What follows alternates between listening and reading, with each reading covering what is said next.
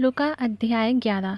फिर वह किसी जगह प्रार्थना कर रहा था, और जब वह प्रार्थना कर चुका तो उसके चेलों में से एक ने उससे कहा, हे प्रभु, जैसे यूहन्ना ने अपने चेलों को प्रार्थना करना सिखलाया, वैसे ही हमें भी तू सिखा दे। उसने उनसे कहा, जब तुम प्रार्थना करो तो कहो, हे पिता, तेरा नाम पवित्र माना जाए, तेरा राज्य आए, हमारी दिन भर की रोटी हर दिन हमें दिया कर, और हमारे पापों को क्षमा कर, क्योंकि हम भी अपने हर एक अपराधी को क्षमा करते हैं, और हमें परीक्षा में ना ला। और उसने उनसे कहा, तुम में से कौन है कि उसका एक मित्र हो और वह आधी रात को उसके पास आकर उससे कहे कि हे मित्र, मुझे 3 रोटियां दे, क्योंकि एक यात्री मित्र मेरे पास आया है और उसके आगे रखने के लिए मेरे पास कुछ नहीं है। और वह भीतर से उत्तर दे कि मुझे दुख ना दे, अब तो द्वार बंद है और मेरे बालक मेरे पास बिछौने पर हैं, इसलिए मैं उठकर तुझे दे नहीं सकता। मैं तुमसे कहता हूँ, यदि उसका मित्र होने पर भी उसे उठकर ना दे, तो भी उसके लज्जा छोड़कर मांगने के कारण उसे जितनी आवश्यकता हो उतनी उठकर देगा। और मैं तुमसे कहता हूँ कि मांगो तो तुम्हें दिया जाएगा, ढूंढो तो तुम पाओगे, खटखटाओ तो तुम्हारे लिए खोला जाएगा। क्योंकि जो कोई मांगता है उसे मिलता है, और जो ढूंढता है वह पाता है, और जो खटखटाता है उसके लिए खोला जाएगा।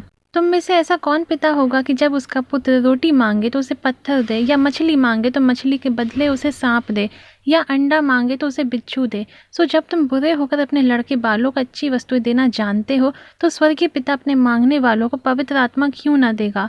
फिर उसने एक गूंगी दुष्ट आत्मा को निकाला। जब दुष्ट आत्मा निकल गई तो गूंगा बोलने लगा, और लोगों ने अचंभा किया। परंतु उनमें से कितनों ने कहा, यह तो शैतान नाम दुष्टात्मा के प्रधान की सहायता से दुष्टात्मा को निकालता है।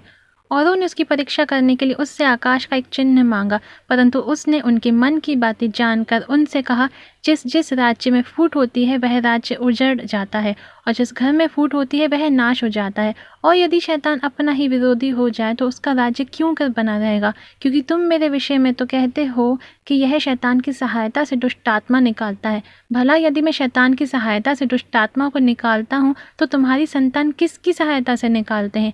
इसीलिए वह ही तुम्हारा न्याय चुकाएंगे। परंतु यदि मैं परमेश्वर की सामर्थ्य से दुष्ट आत्मा को निकालता हूँ, तो परमेश्वर का राज्य तुम्हारे पास आ पहुँचा। जब बलवंत मनुष्य हथियार बांधे हुए अपने घर की रखवाली करता है तो उसकी संपत्ति बची रहती है, पर जब उससे बढ़कर कोई और बलवंत चढ़ाई करके उसे जीत लेता है, तो उसके वह हथियार जिन पर उसका भरोसा था छीन लेता है और उसकी संपत्ति लूट कर बांट देता है। जो मेरे साथ नहीं वह मेरे विरोध में है, और जो मेरे साथ नहीं बटोरता वह बिथराता है। जब अशुद्ध आत्मा मनुष्य में से निकल जाती है तो सूखी जगहों में विश्राम ढूंढती फिरती है, और जब नहीं पाती तो कहती है कि मैं अपने उसी घर में जहाँ से निकली थी लौट जाऊंगी, और आकर उसे झाड़ा बुहारा और सजा सजाया पाती है। तब वह आकर अपने से और बुरी 7 आत्माओं को अपने साथ ले आती है, और वह उसमें बैठकर वास करती है, और उस मनुष्य की पिछली दशा पहले से भी बुरी हो जाती है। जब वह यह बातें कह ही रहा था तो भीड़ में से किसी स्त्री ने ऊंचे शब्द से कहा, धन्य वह गर्भ जिसमें तू रहा और वह स्तन जो तूने चूसे। उसने कहा, हाँ, परंतु धन्य वह हैं जो परमेश्वर का वचन सुनते और मानते हैं। जब बड़ी भीड़ इकट्ठी होती जाती थी तो वह कहने लगा कि इस युग के लोग बुरे हैं, वह चिन्ह ढूंढते हैं, पर यूनुस के चिन्ह को छोड़ कोई और चिन्ह उन्हें ना दिया जाएगा। जैसा यूनुस नीनवे के लोगों के लिए चिन्ह ठहरा, वैसा ही मनुष्य का पुत्र भी इस युग के लोगों के लिए ठहरेगा। दक्षिण की रानी न्याय के दिन इस समय के मनुष्यों के साथ उठकर उन्हें दोषी ठहराएगी, क्योंकि वह सुलेमान का ज्ञान सुनने को पृथ्वी की छोर से आई, और देखो यहाँ वह है जो सुलेमान से भी बड़ा है। नीनवे के लोग न्याय के दिन इस समय के लोगों के साथ खड़े होकर उन्हें दोषी ठहराएंगे, क्योंकि उन्होंने यूनुस का प्रचार सुनकर मन फिराया, और देखो यहाँ वह है जो यूनुस से भी बड़ा है। कोई मनुष्य दिया बाहर की तलघरे में या पैमाने के नीचे नहीं रखता, परंतु दीवट पर रखता है कि भीतर आने वाले उजियाला पाए। तेरे शरीर का दिया तेरी आँख है, इसीलिए जब तेरी आँख निर्मल हो तो तेरा सारा शरीर भी उजियाला है, परंतु जब वह बुरी है तो तेरा शरीर भी अंधेरा है। इसीलिए चौकस रहना कि जो उजियाला तुझ में है वह अंधेरा ना हो जाए। इसीलिए यदि तेरा सारा शरीर उजियाला हो और उसका कोई भाग अंधेरा ना रहे, तो सब का सब ऐसा उजियाला होगा जैसा उस समय होता है जब दिया अपनी चमक से तुझे उजाला देता है। जब वह बातें कर रहा था तो किसी फरीसी ने उससे विनती की कि मेरे यहाँ भोजन कर, और वह भीतर जाकर भोजन करने बैठा। फरीसी ने यह देखकर अचंभा किया कि उसने भोजन करने से पहले स्नान नहीं किया। प्रभु ने उससे कहा, हे फरीसियों, तुम कटोरे और थाली को ऊपर ऊपर तो मांजते हो, परंतु तुम्हारे भीतर अंधेर और दुष्टता भरी है। हे निर्बुद्धियों, जिसने बाहर का भाग बनाया, क्या उसने भीतर का भाग नहीं बनाया? परंतु हाँ, भीतर वाली वस्तुओं को दान कर दो तो देखो, सब कुछ तुम्हारे लिए शुद्ध हो जाएगा।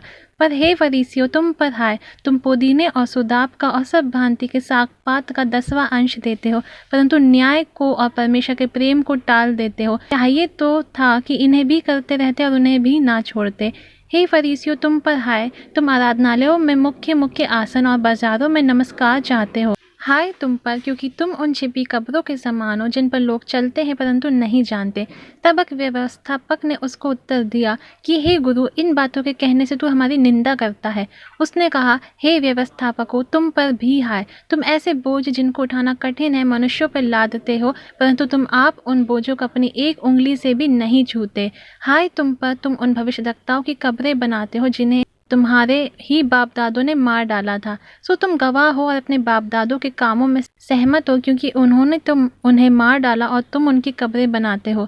इसीलिए परमेश्वर की बुद्धि ने भी कहा है कि मैं उनके पास भविष्यद्वक्ताओं और प्रेरितों को भेजूंगी और वे उनमें से कितनों को मार डालेंगे और कितनों को सताएंगे, ताकि जितने भविष्यद्वक्ताओं का लहू जगत की उत्पत्ति से बहाया गया है, सबका लेखा इस युग के लोगों से लिया जाए। हाबील की हत्या से लेकर जकरिया की हत्या तक जो वेदी और मंदिर के बीच में घात किया गया, मैं तुमसे सच कहता हूँ, उसका लेखा इसी समय के लोगों से लिया जाएगा। हाय तुम व्यवस्थापकों पर कि तुमने ज्ञान की कुंजी ले तो ली, परंतु तुमने आप ही प्रवेश नहीं किया और प्रवेश करने वालों को भी रोक दिया। जब वह वहाँ से निकला तो शास्त्री और फरीसी बहुत पीछे पड़ गए और छेड़ने लगे कि वह बहुत सी बातों की चर्चा करे और उसकी घात में लगे रहे कि उसके मुंह की कोई बात पकड़े।